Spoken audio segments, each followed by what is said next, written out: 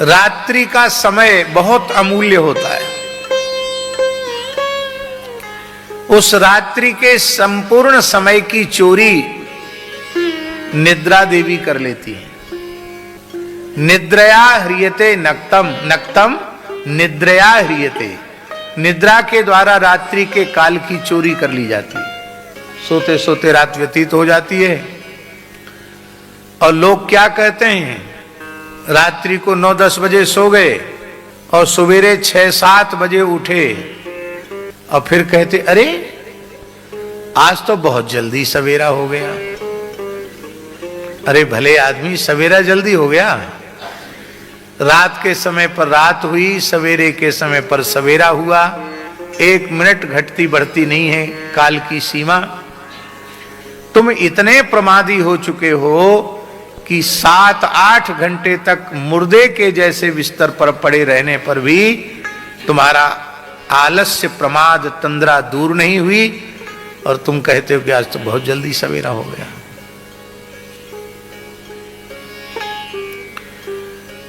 आध्यात्मिक उन्नति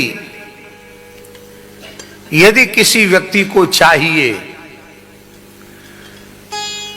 तो उसका पहला नियम है ब्रह्म वेला में शय्या त्याग।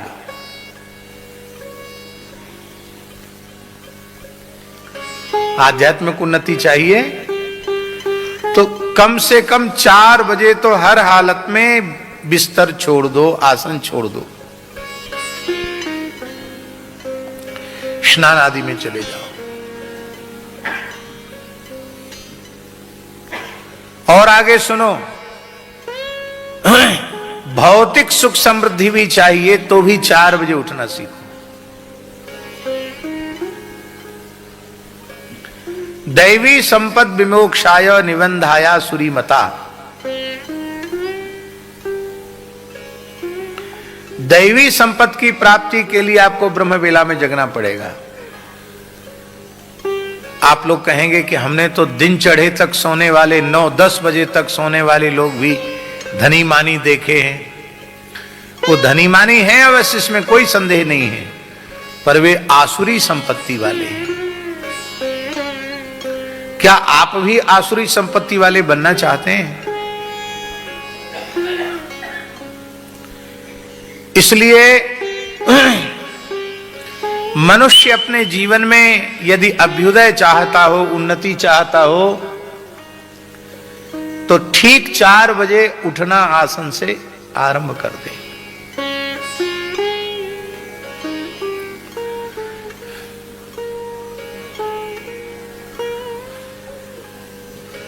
प्रायः सोने वाले लोग रात्रि में 3-4 बजे के बीच एक बार उन्हें लघुशंका लगती है। प्रायः ऐसा होता है, शरीर की प्रक्रिया है। शरीर की अवस्था अधिक होने लग जाती है तो वेग रोकना कठिन होता है, तो लोग जाते लघुशंका, फिर आके लेट जाते हैं।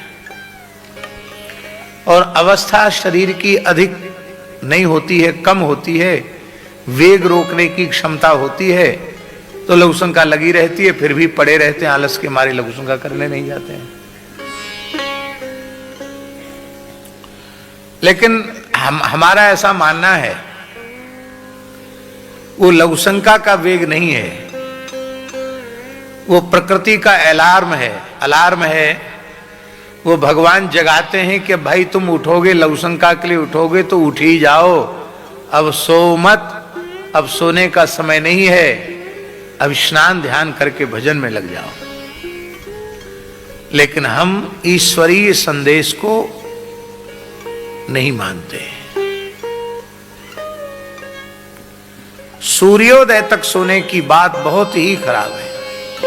साधक कथनचित सूर्योदय तक सो जाए तो उसे पश्चाताप करना चाहिए, इसका प्रायश्चित करना चाहिए। पूरे दिन केवल जल पी करके रहे और भगवान से प्रार्थना के कि ऐसा दूसरा दिन हमारे जीवन में फिर ना आवे।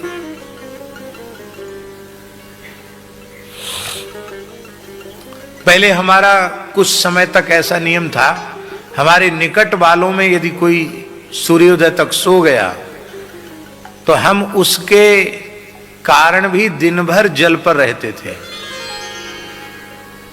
ऐसा नियम था हमारा, काफी समय तक नियम चला। त्यागी जी को पता है, हमारे पास 5-7 जो लोग रहते हैं उनमें कोई एक व्यक्ति सूर्योदय तक सो गया तो उसके प्रति तो हम कठोरता नहीं करते थे, अपने प्रति कठोरता करते थे।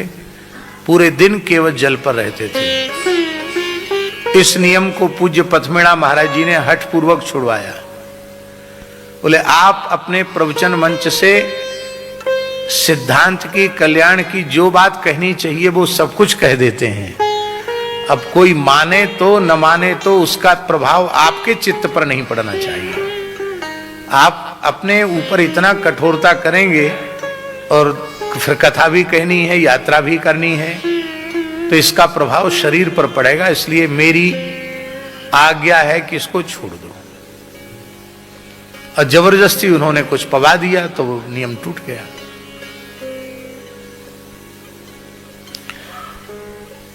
कितने दुख की बात है, मनुष्य के पास भगवत स्मरण के लिए समय ही नहीं है। बातें लंबी चौड़ी करना है कल्याण की, कहां से कल्याण होगा। पहली बात है सुबह उठना सीख लो। निद्रया ह्रियते नक्तम, सारी रात सोने में व्यतीत हो जाती है। व्यवायेन च वावयः, अथवा व्यवाय में या तो भोग में रात्रि व्यतीत होती है या निद्रा में रात्रि व्यतीत होती है। और दिन दिवाचार्थे हया, धन कमाने की इच्छा में दिन व्यतीत हो जाता है। धन कमाने में नहीं, धन कमाने में नहीं, धन कमाने की इच्छा में। आप लोग कहेंगे धन कमाना और धन कमाने की इच्छा, समझ में नहीं आई बात।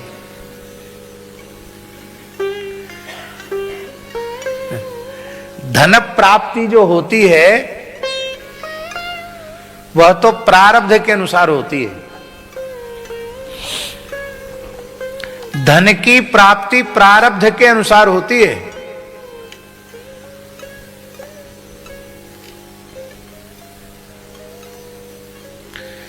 इच्छा से होने लग जाए तो हर व्यक्ति विश्व का प्रथम नंबर का श्रीमंत हो जाएगा। इच्छा से तो नहीं होता। इच्छा से ही होता तो आप लोग यहां क्यों बैठे होते, सब प्रधानमंत्री राष्ट्रपति बने होते। इच्छा से नहीं होता।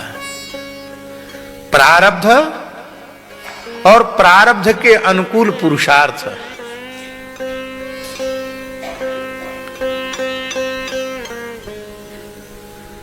धन कमाने की इच्छा, इसलिए यहां सुखदेव जी ने कहा है कि धन प्राप्ति तो प्रारब्ध के अनुसार होती है, पर धन प्राप्ति की इच्छा सबकी रहती है। सवेरा होते ही किसान खेत पर चला गया, नौकरी चाकरी वाला अपनी ड्यूटी पर चला गया, और व्यवसायी अपने व्यापारिक प्रतिष्ठान की ओर चला गया, दुकानदार दुकान की ओर चला गया। किस लिए? धन कमाने की अभिलाषा में। धन की प्राप्ति प्रारब्ध के अनुसार होती है। बचा खुचा समय कुटुंब भरणेन वा, बचा खुचा समय कुटुंब के भरण पोषण में चला जाता है।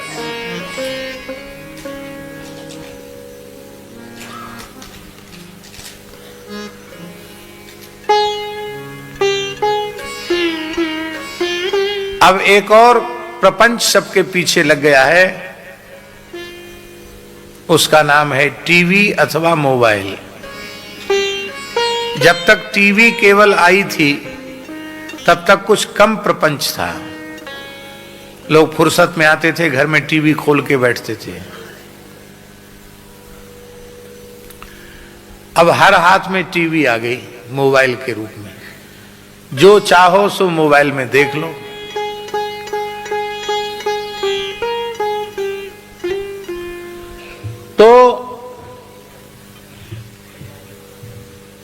अब हम तो जानते नहीं, ये कह रहे हैं विवेक जी कह रहे हैं एआई और आ गया। क्या चीज होती है एआई भगवान जाने, जो भी हो।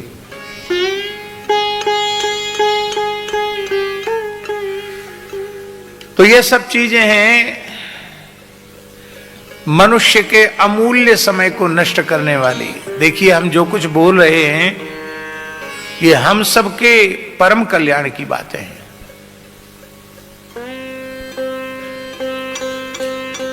आपने प्रचंड पुरुषार्थ करके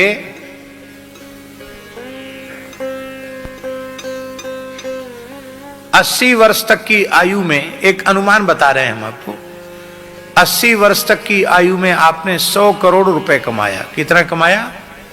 100 करोड़।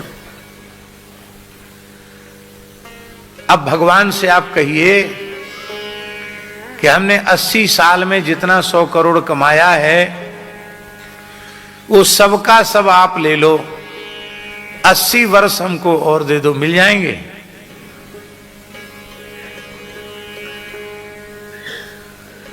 पूरे 80 साल तक की कमाई, 100 करोड़ पूरी कमाई दांव पर लगा दो और कहो कि हमको 80 वर्ष की आयु और दे दी जाए, मिलेगी? चलो ठीक है, 80 वर्ष देने में भगवान कंजूसी करें, 80 महीने की मिलेगी, 80 सप्ताह की मिलेगी। अंत में आप कहेंगे हमारे जीवन के 100 करोड़ जितना हमने कमाए सब ले लो, 8 घंटे की आयु दे दो, मिलेगी? 8 मिनट की मिलेगी? अरे 8 मिनट नहीं, 1 सेकंड की नहीं मिलेगी। इसका मतलब है आपके जीवन का 1 सेकंड जितना, 1 क्षण जितना मूल्यवान है, हजारों करोड़ की संपत्ति उतनी मूल्यवान नहीं है।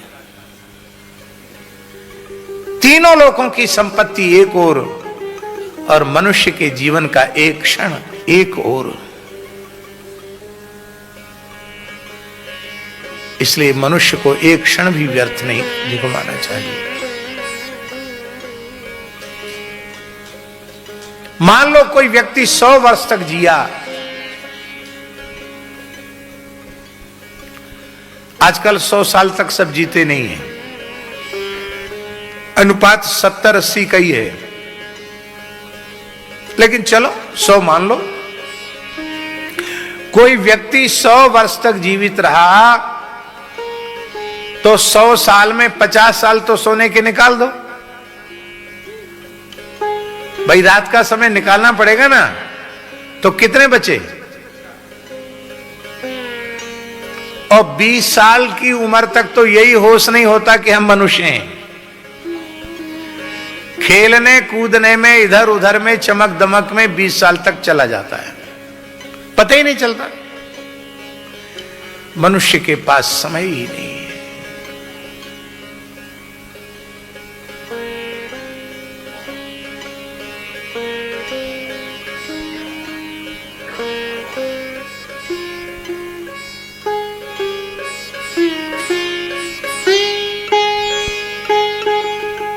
जिन पूज्य जटिया बाबा का हमने स्मरण किया था,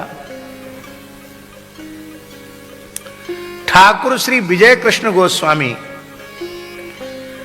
उनका मंगलमय जीवन चरित्र आप पढ़िए। उनके शिष्य कुलदानंद ब्रह्मचारी जी के द्वारा लिखा हुआ सद्गुरु संग पढ़िए,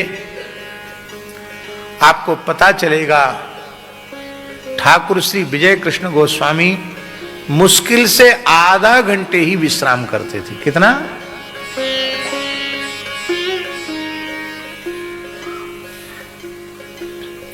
साढ़े 23 घंटे उनका साधन में जाता था।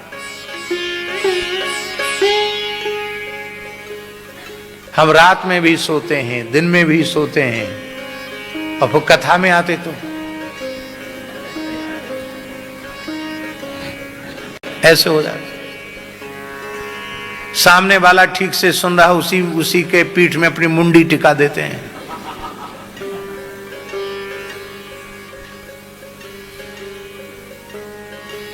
तुलसी पूर्व पापते हरि चर्चा न सुहाए। कथा कीर्तन में नींद उन्हीं को आती है जिनके पाप बहुत अधिक प्रबल होते हैं।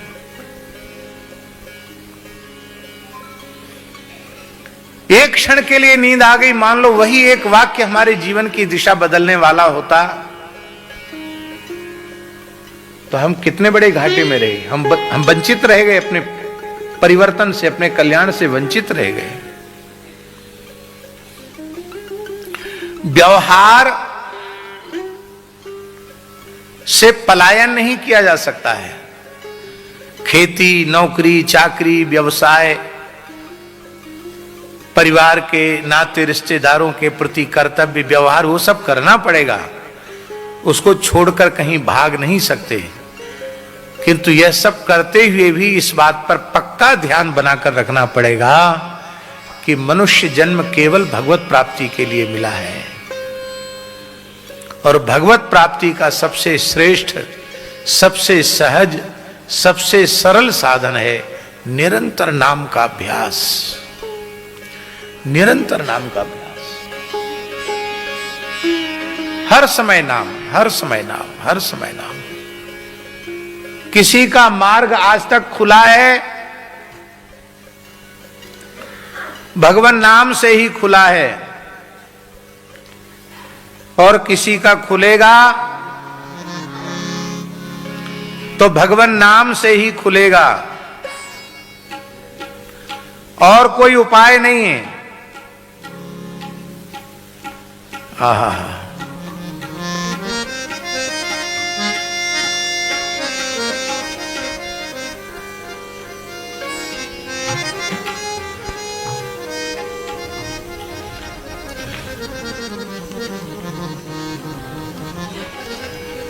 नित्य सत्संग,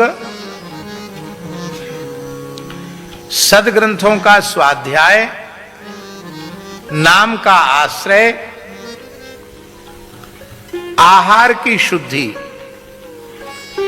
ये सब निष्ठापूर्वक यदि आप करेंगे तो ये बात बिल्कुल पक्की है, आपका मानव जन्म सफल हो जाएगा।